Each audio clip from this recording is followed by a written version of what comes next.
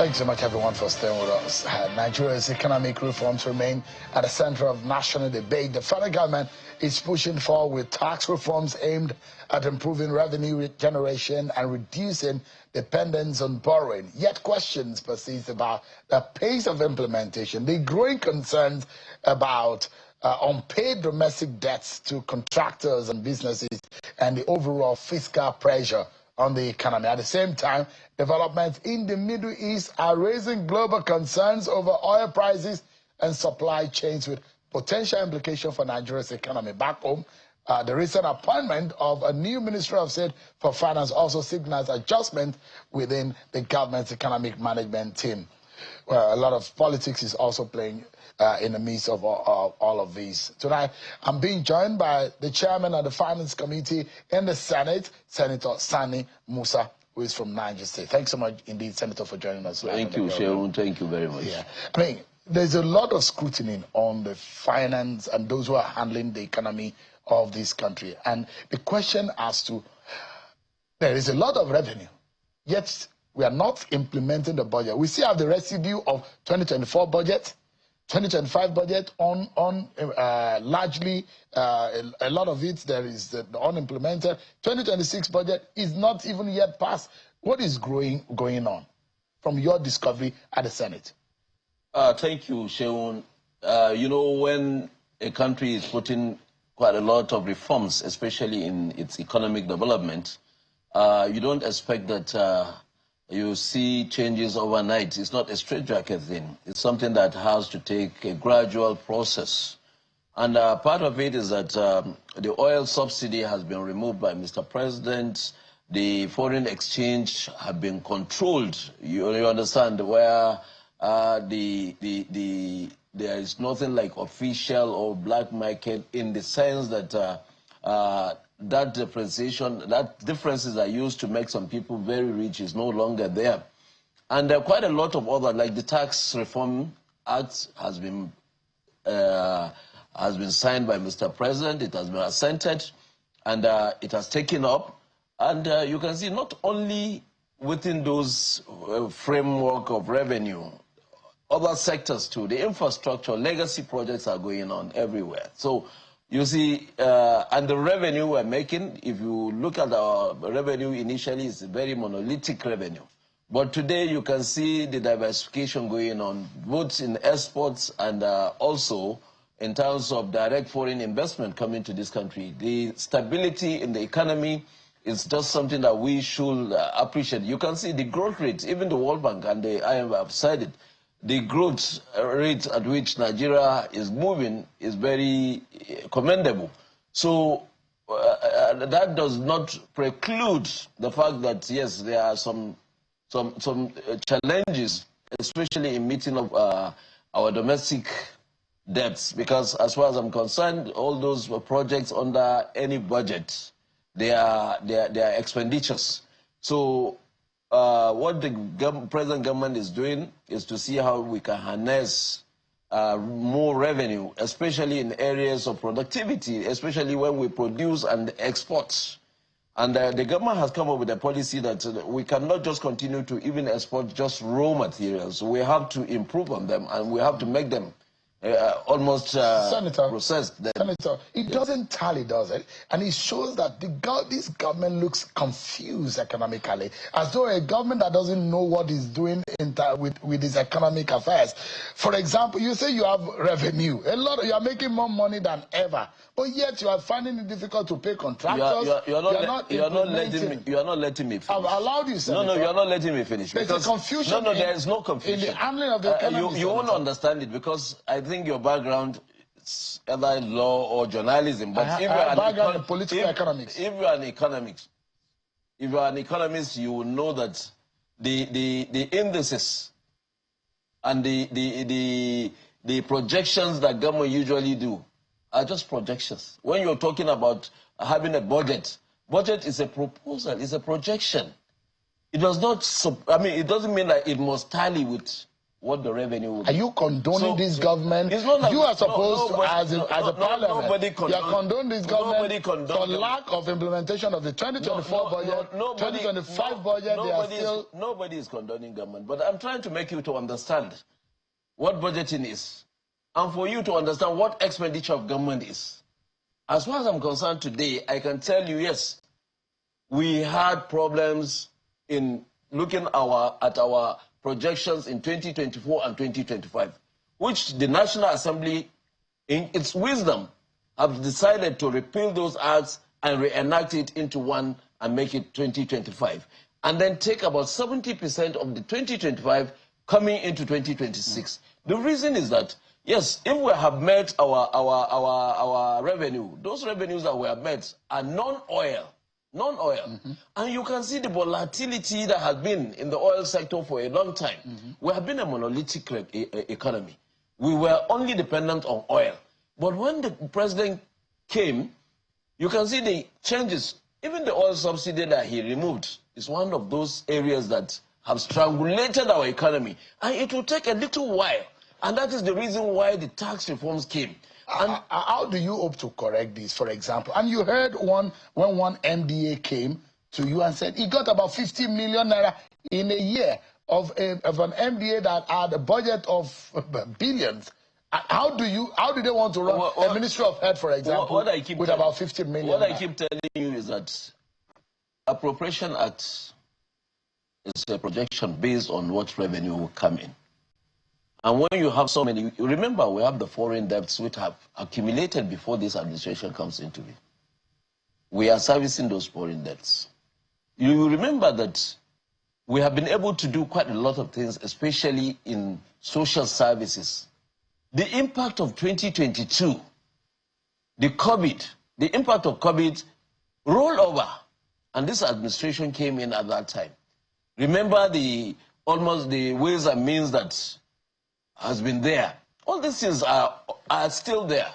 So when people are saying we have had enough revenue, yes, we are getting revenue.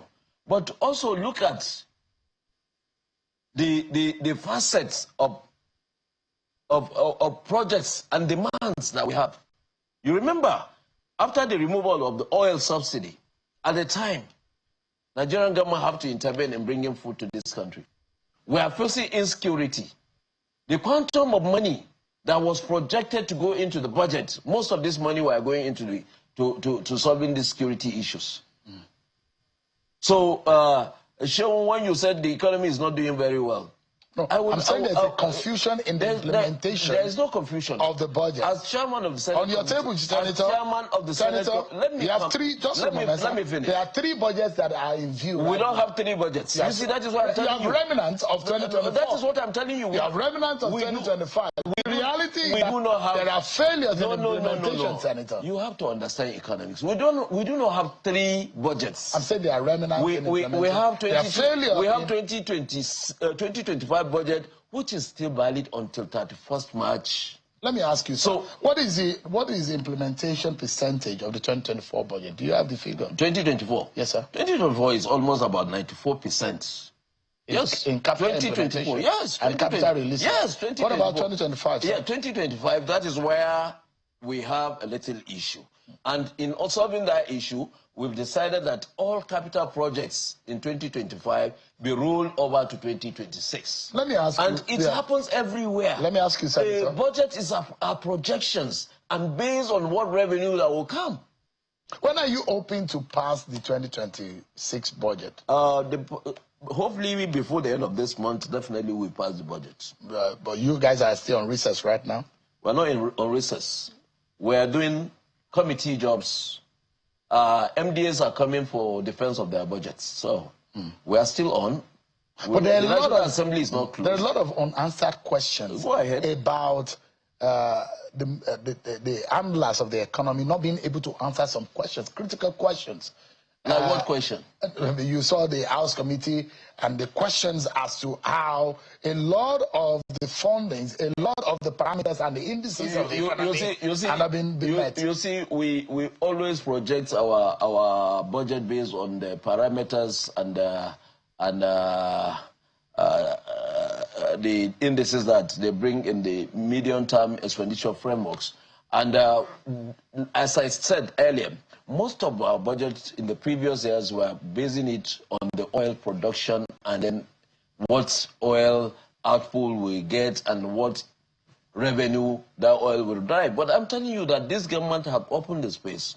There's direct foreign investment. There's a lot of foreign exports. There are a lot of exports of our goods in Nigeria today. Senator, if you look at the issue of tax reforms, and I would also like to mention, I'd like to get your view about the appointment of Mr. Taiwo Oyedele as a Minister of State for Finance and what that could mean for our economy. Yes, thank you very much. Taiwo Oyedele is the chairman of the Presidential Task Force on tax reforms and economic, generally to look at the economy of this country. And I'm very happy that Mr. President took that decision in appointing him into the Ministry of Finance, because he's a man with kind of versatile ideas of how we can transform our economy. You see, we worked on the tax reforms together, and believe me, just to address the public concern on this tax acts, you know, let me be clear. A lot of people are saying, oh, this tax act is coming to increase tax on Nigeria, increase burdens on Nigeria. No. Tax, we did work on this tax in order to even eliminate some of the multiple taxations that have been going on in this country. Some of these laws that we worked on are laws that have been there since 1950-something. But small businesses, small businesses and small business owners, we disagree. Their major issue is about burden of multiple taxation. No. This reform is not a tax increase agenda at all. If you look at it, VAT is still 7.5. When you go to other countries, VAT is about 23%. 23%. So what are we talking about? And we all travel. And you see what is happening in other countries. Even the fuel we are buying today, how much tax is on it? If you go to other countries, there is tax enforced on everything that you buy. So it's not like that. We have looked at the critical educational sector and technological sectors like NIDA, like Third Fund for the Education. We never touch it. Instead, what this reform did was to make availability of funds for them more so money. What guarantees should the small businesses get tonight from you? You are one of those who sat on that document that small businesses will not suffer more and will not be paying scattered all over the place. You see, small businesses and ordinary Nigerians will appreciate what we have done soon, because all those multiple of taxations that have been on them, we've cut them off. And then we also try as much as possible to reduce the complexity of assessments. Because when you are earning less than just about the minimum wage, and you are being forced either pay or the tax, local government tax, motor park tax, the burden was so much. And that is why Mr. President now said, look, let's look at these bills. Let's look at these laws that have been existing, which have been abused for a very long time, to see how we can make them right. And we have done that Senator, together. I'm very sure that you'll be worried about that channel of trade and foreign trade, exportation and importation, trade of hormones. That, of course, with the tension in the Middle East, there are those who said Nigeria should have benefited from the Russian-Ukrainian war, because when there is tension around, there is an increase in demand, and sometimes you have prices go up. When this happens, they're supposed to be benefit. What is the downside for Nigeria economy? It's not only to Nigeria. There will be a lot of implications of what is going on today. The Strait of Hormuz is being threatened because Iran said we are closing it, and then America is saying, Donald Trump is saying he's going to reinforce military and escorts. You see, and then you've heard that even the Red Sea has been affected. The Houthis are there. No, any major producer want to take the risk. I've heard that China have given order that all their big refineries, none should export anything. So over time, there will be also demand issue. There will be a lot of demands and low delivery. Nigeria is part of OPEC, and by virtue of that, we may have some increase in our output, and then more revenue may come, but it will be just for a short time. If you will advise the government, the executive, for us to brace up, what should we be doing immediately? What we should be doing is looking inwardly.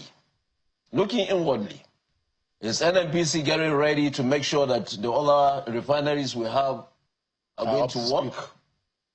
Are we going to support the refineries that are existing? Are we going to place an order that, look, you have to produce and keep it in your reservoir for Nigerian use? Because in the long run, if you don't produce, you cannot get it to buy. All right. Senator, you are a very strong member, in fact, a very senior member of the APC and a close ally to President Bola Tinubu. For those of you who are close to him, are you able to tell him that your party might be in trouble in 2027? Because it does look like your party is bearing the leg of clay, not understanding that there is a lot of pressure and the storm is really raging, and the party who thinks that is going to have a smooth sail in 2027 might find itself falling over or collapsing at the polls. Do you fear that surprise factor that might emerge? In a country like Nigeria, a multifaceted country like Nigeria, where we practice democracy, presidential democracy, you can see, with multiple parties. I'm just one out of millions of Nigerians. And what I believe in is that my ideology or my perspective about democracy is good governance.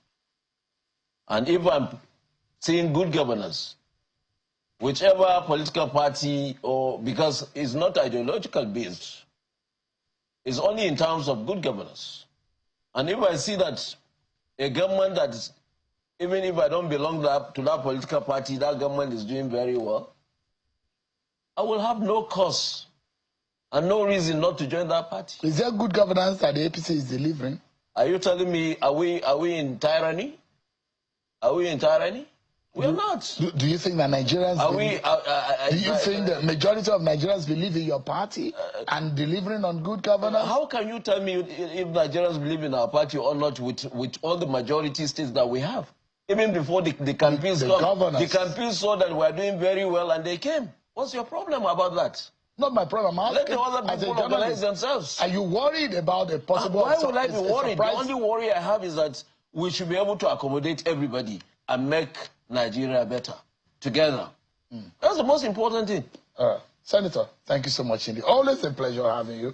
Senator Sani Musa is the Chairman, Senate Committee on Finance, representing Niger East Senatorial District in the National Assembly and the chieftain of the All Progressives Congress, APC. Thank you so much indeed for your time tonight. Thank you, Shehu. Thank you. Appreciate it. No time, Shehu. No time. I need time to talk to you. Come next time when after Ramadan and we'll have enough time to talk about the finance. Enough time, but you're not giving us enough time. Is your brother. You don't give me enough time. Because you're in Ramadan and you have to pray before you came. Okay. Thanks so much, everyone. That's our show for today, everyone. Many thanks for watching. I'm Sean Akimale. God bless Nigeria.